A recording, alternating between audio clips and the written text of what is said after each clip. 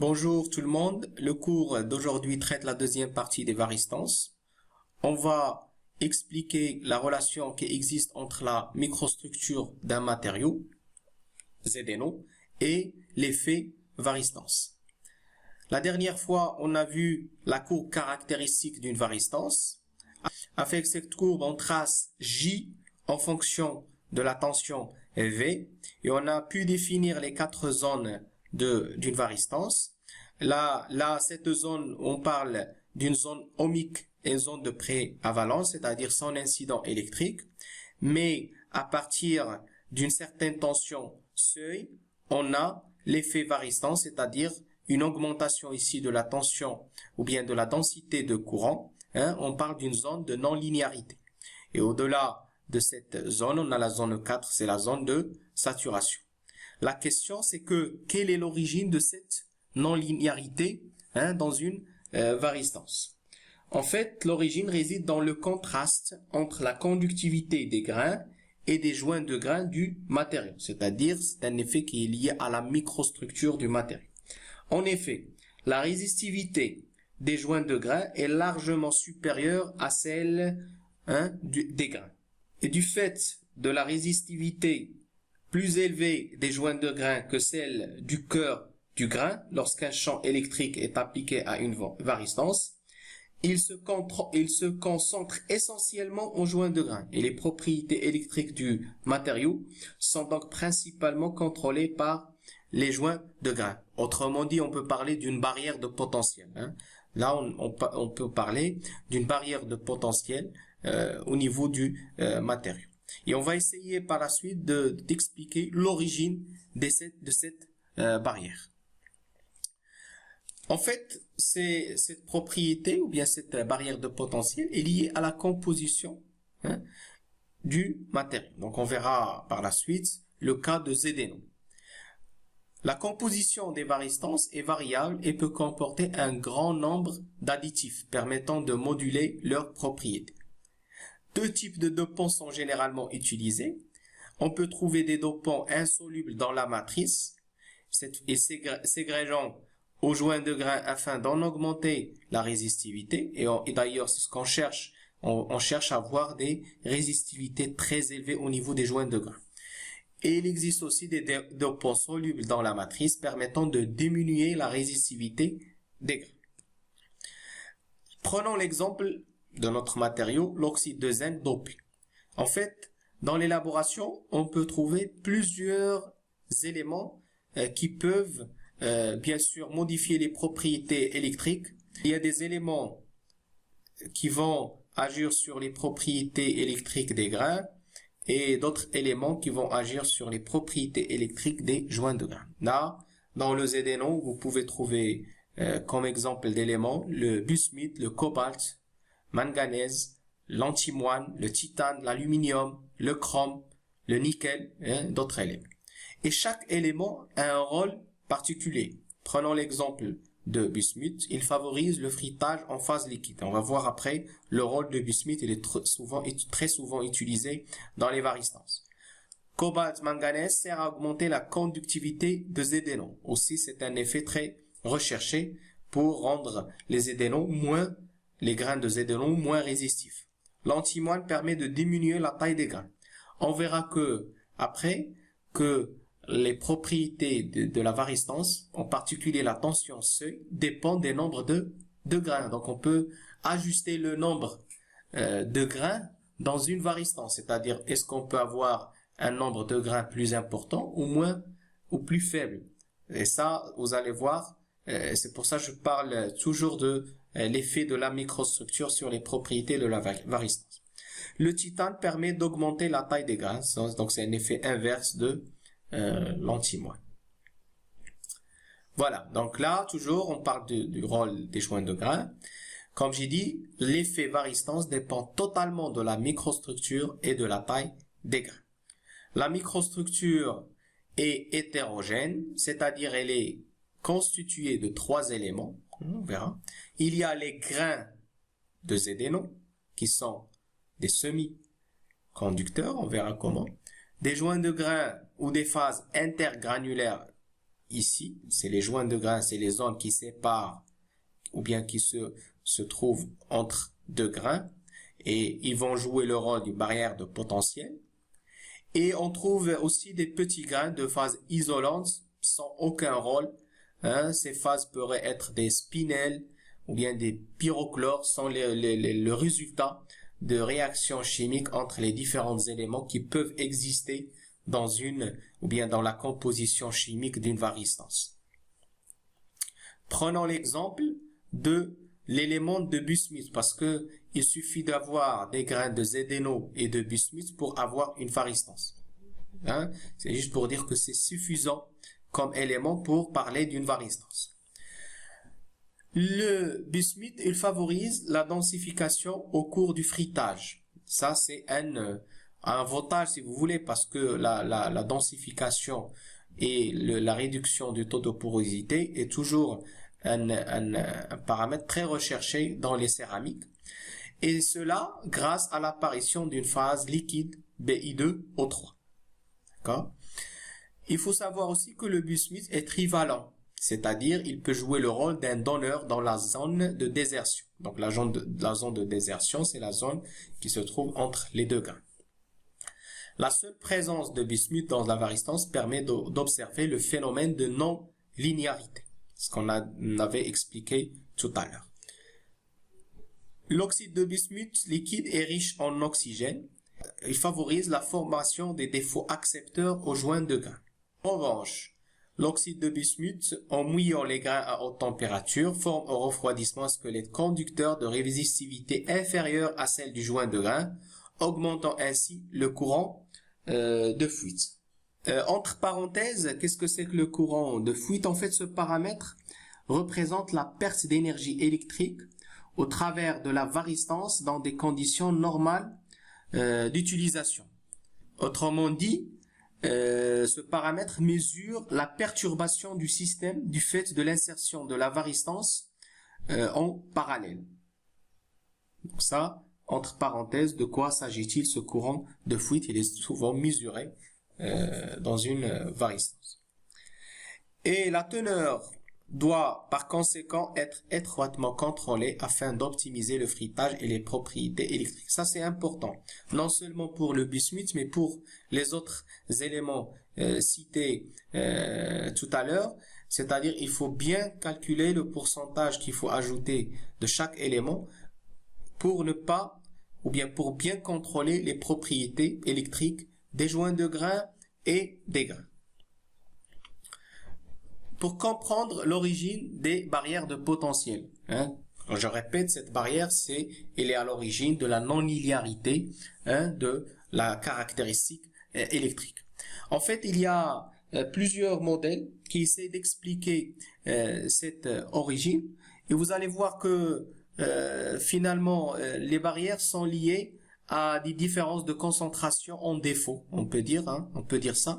C'est-à-dire une différence entre, je parle de défaut, entre les grains et les joints de grains. Prenons l'exemple ici toujours de zédéno. Dans les grains, ou bien on trouve dans cette microstructure des entités stables substituées au Zn de plus, généralement un donneur trivalent chargé positivement. Exemple, les ions du bismuth, manganèse, cobalt, c'est juste des exemples, c'est-à-dire d'éléments qui peuvent substituer au Zn de plus. Ou bien une entité métastable formée de zinc interstitiel mobile chargé positivement. Le résultat, c'est que au niveau des grains, on a l'ionisation des donneurs à proximité du joint. On parle des électrons émis. Et dans les joints de grains, on a des excès d'oxygène qui vont favoriser la création des états accepteurs. Et bien sûr, ces états sont formés grâce au fritage en phase liquide et aussi à l'atmosphère du fritage. C'est pour ça que je fais le lien avec l'élaboration.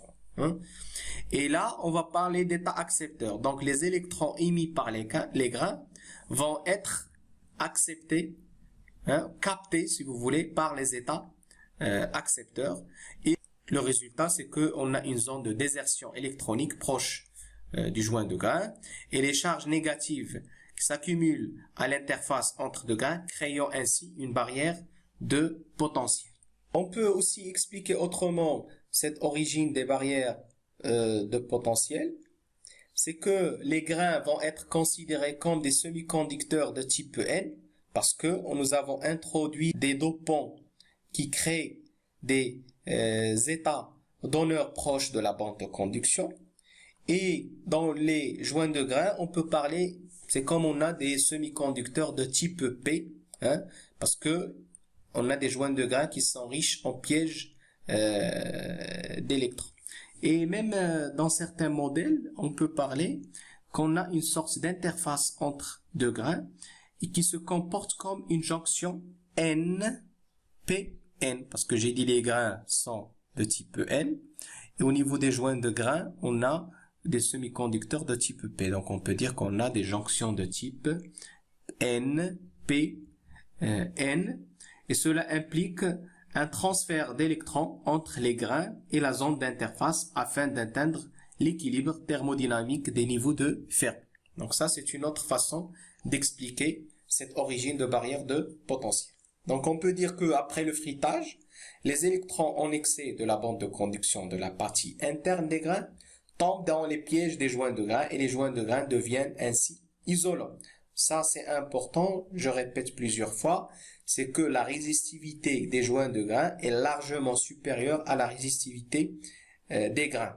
C'est pour ça, quand il y a une surtension, l'effet varistance se fait grâce à la résistivité très élevée des joints de grains. Sous faible tension, c'est la partie isolante des grains qui fournit une haute résistance et le comportement est ohmique. Voilà, si vous voulez, en gros, l'origine de la de la barrière de potentiel. C'est un effet qui est lié à la microstructure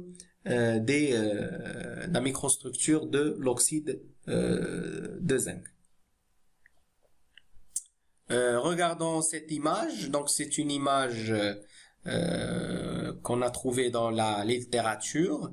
Et vous pouvez voir ici la microstructure d'une varistance dopée de bismuth. Ce que vous voyez ici sont des grains de ZNO, d'accord? Et entre ces grains, on trouve des joints de grains avec la présence des phases de l'oxyde de bismuth. Et c'est pour ça, j'insiste sur l'effet varistance qui est lié à ces joints de grains. Juste entre parenthèses, il faut savoir que les joints de grains ne jouent pas tous efficacement leur rôle de barrière de potentiel, mais il y a un certain pourcentage qui peut aller jusqu'à 30-40%, c'est-à-dire des joints de grains qui peuvent contribuer réellement à cet effet de varistance. Voilà donc après les différentes étapes d'élaboration, on obtient un composant dans lequel les grains sont des semi-conducteurs avec des résistivités de l'ordre de 1 à 10 ohms par centimètre. Au niveau des joints de grains, on a des barrières de potentiel très isolantes là vous avez des ordres de grandeur, c'est-à-dire une résistivité de 10 puissance 12 ohms par centimètre. Donc vous pouvez faire la comparaison et voir l'écart qu'on a au niveau de la résistivité électrique. Lorsqu'on applique une différence de potentiel entre les bornes d'une varistance, tout se passe comme si la tension n'était appliquée que sur les joints de grains. Et chaque joint de grain est siège d'une chute de potentiel, Vp, qui pourrait être schématisée par un circuit électrique comprenant une résistance, une capacité en parallèle. Ça, au niveau de ce qu'on appelle le circuit équivalent, c'est-à-dire on assimile les joints de grains à un circuit qui comprend une résistance, une capacité en parallèle. Voilà, donc regardez ici. Là, juste aussi comme une information, pour les grains de ZNO, le VB, c'est-à-dire la chute de potentiel, il est intrinsèque au matériau. Il est de l'ordre de 3 volts, donc c'est entre 3 et 4, on prend généralement 3 volts. Ça veut dire que la tension n'excède pas 3 volts entre deux grains adjacents. Ça, c'est je parle bien sûr de ZNO. D'accord? Et ça va nous servir après quand on veut bien sûr faire l'élaboration d'une varistance, on se base sur ces données pour contrôler, comme j'ai dit, je répète, la microstructure du matériau. Regardons ici, donc ça nous permet, ça c'est une représentation simplifiée de la microstructure. Donc ce que vous voyez ici sont des grains, c'est comme des petits carrés, et séparés par des joints de grains. Donc ça c'est les grains de ZNO, et entre chaque grain on a des ZNO, là c'est les électrodes, là on applique, il y a le courant électrique. Et comme je l'avais signalé pour la tension seuil, c'est-à-dire la tension pour lequel ou bien pour laquelle la varistance change de régime de conduction entre le régime isolant et le régime conducteur non linéaire, j'avais dit que cette tension est directement liée au nombre des joints de grains présents sur l'épaisseur de la varistance. C'est-à-dire c'est une tension qui dépend fortement de la microstructure. Regardons cette expression. Donc Vs, la tension seuil, égale à Vb, c'est la tension qu'on avait déjà ici signalée, c'est-à-dire la tension qui est intrinsèque au matériau et correspond à la tension entre deux grains adjacents, Vb multiplié par Nb. Nb, c'est le nombre de joints sur l'épaisseur. Par exemple ici, j'ai 3 grains, j'ai 1, 2. Pour calculer Nb, c'est E, c'est-à-dire l'épaisseur de la varistance, sur phi m, bien dm, hein, diamètre moyen des grains. C'est ici. D'accord? Moins 1, par exemple, supposons que j'ai 3 grains, 1, 2, 3.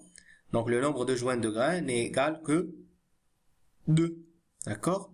Et donc là, à partir de cette expression, je peux calculer Vs, ou bien je peux aussi dire que je peux contrôler la tension seuil grâce au contrôle de la taille des grains, ou bien aussi, quand je dis contrôler la taille des grains, ça veut dire aussi le contrôle du nombre de grains.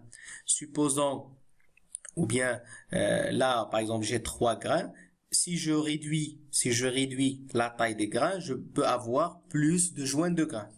Et quand je dis plus de joints de grains, vous voyez que la tension seuil va changer. C'est pour ça j'insiste sur la relation entre la tension seuil et la microstructure de ZNO.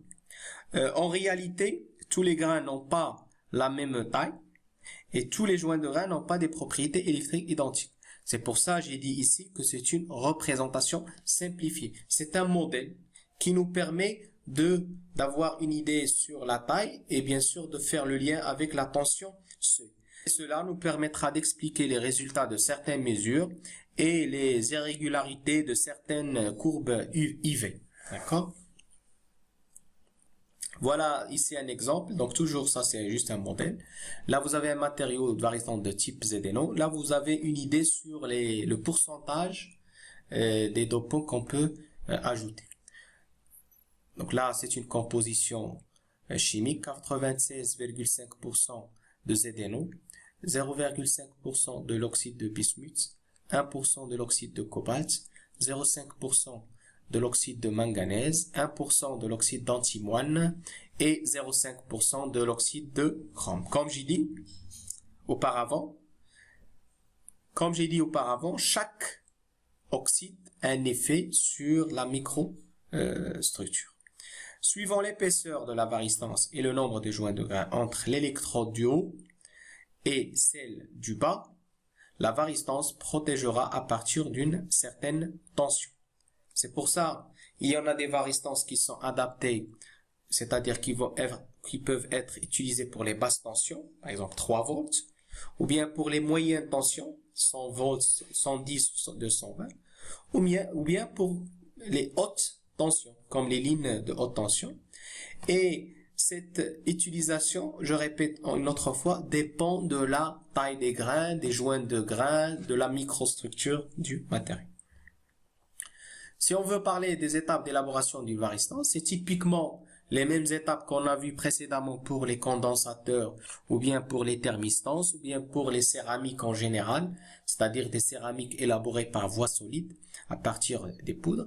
Là, c'est juste un exemple Par exemple, il faut préparer la poudre de Zdeno avec les additifs. Après, bien sûr, il faut peser la masse correspondante à chaque pourcent. Si on travaille avec les pourcentages molaires, donc il faut trouver la masse, la bonne masse. Après, on fait du broyage, c'est-à-dire il faut tout broyer, tout mélanger. Après, on peut faire du calcination en cas de besoin. Sinon, on peut faire du fritage ici, après le pressage, c'est-à-dire le pressage dans un moule pour donner, par exemple ici, la forme d'un disque. Le fritage peut faire, par exemple, 1200-1250 degrés C avec une durée, ou pendant une durée bien déterminée. Après, on fait des dépôts des électrodes, c'est de la métallisation.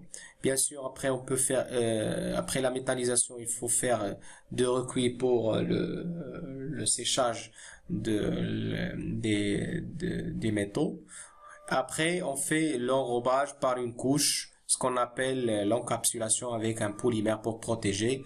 Et là, on peut faire des mesures des caractérisations électriques de la varistance.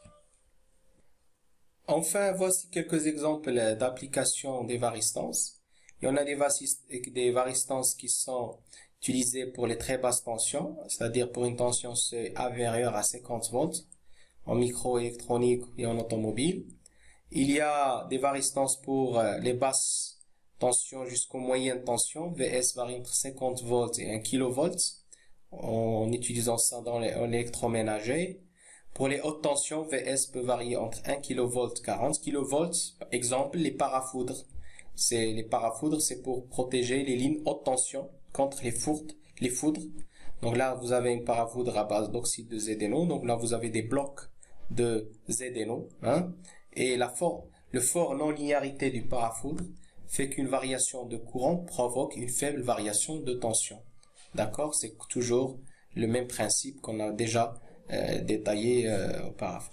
Et afin de comprendre l'effet varistance et comment peut-on relier cette microstructure avec les caractéristiques électriques de la varistance, je vous propose un exercice avec son corrigé pour pouvoir comprendre le principe d'une varistance. On veut protéger un circuit contre les tensions supérieures à 300 volts. La tension de claquage des joints de grain est 3 volts par grain et la taille de grain est 20 microns. Estimez l'épaisseur totale du composant nécessaire. Là, comme donné, vous avez tension appliquée entre 2 grains 3 volts par grain. La taille des grains, chaque grain fait 20 micromètres. Là, donc le voltage appliqué 300 volts. Chaque joint de grain peut supporter un voltage de 3 volts, comme vous voyez, comme c'est donné. Donc là, ça va nous permettre de calculer le nombre de grains. 300 volts, je divise sur 3 volts, ça veut dire pour chaque grain. Ça veut dire on a au total 100 grains qui sont requis à travers le composant pour protéger le circuit contre un voltage supérieur à 300 volts. Là, c'est le nombre de grains à travers l'épaisseur de la varistance. Étant donné la taille de chaque grain égale à 20 microns. Donc, pour calculer, donc là, j'ai 20 microns multiplié par 100, donc 10 moins 6 parce que c'est microns, je vais trouver 2 10 moins 3 mètres. Ça veut dire que l'épaisseur de la varistance, bien du composant, fait 2 mm. Voilà, ça c'est un exercice pour bien assimiler le principe ou bien la relation entre la microstructure et la tension C.